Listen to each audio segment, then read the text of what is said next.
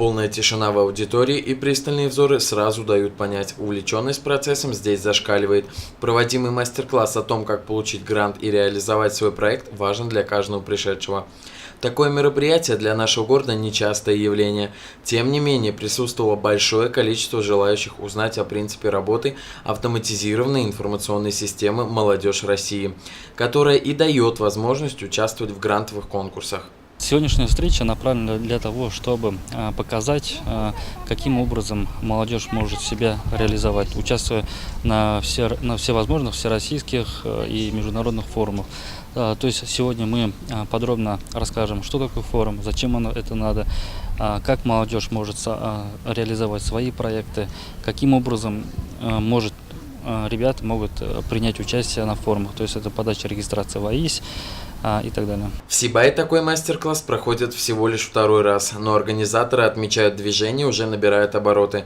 Молодежь начинает активно интересоваться возможностями, которые сегодня открываются любому желающему. Такие подобные мероприятия в районах и в городах в нашей республике необходимо проводить для того, чтобы молодежь узнавала, как же и каким образом можно принимать участие в таких форумах. Форумные компании, форумные мероприятия, которые проводят Росмолодежь и другие общественные организации, их в принципе форум проходит очень много. Но для того, чтобы знать, где какие форумы проходят, знать, где какие темы освещаются на форумах, конечно же, необходима регистрация в АИС.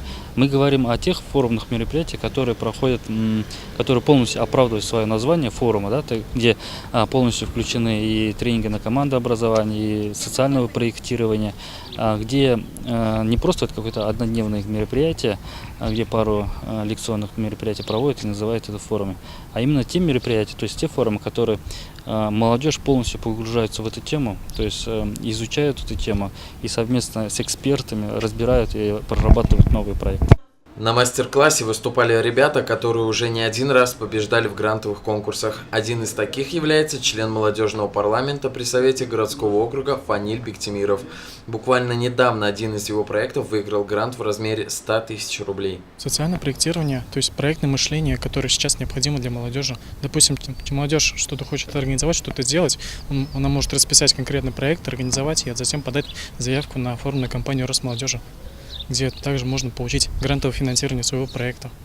Одна из особенностей автоматизированной информационной системы «Молодежь России» в том, что общественная деятельность пользователей также фиксируется в системе и составляется рейтинг, активная гражданская позиция, набор компетенций и профессиональный опыт, которые приобретают молодые люди, занимающиеся социально полезной работой, очень ценится на кадровом рынке. С таким резюме кандидат на собеседование имеет явное преимущество перед своими конкурентами. Антон Шерстнев, Александр Половнев, Олег Кадыров, Гульгина Раскильдина, телекомпания СТВ.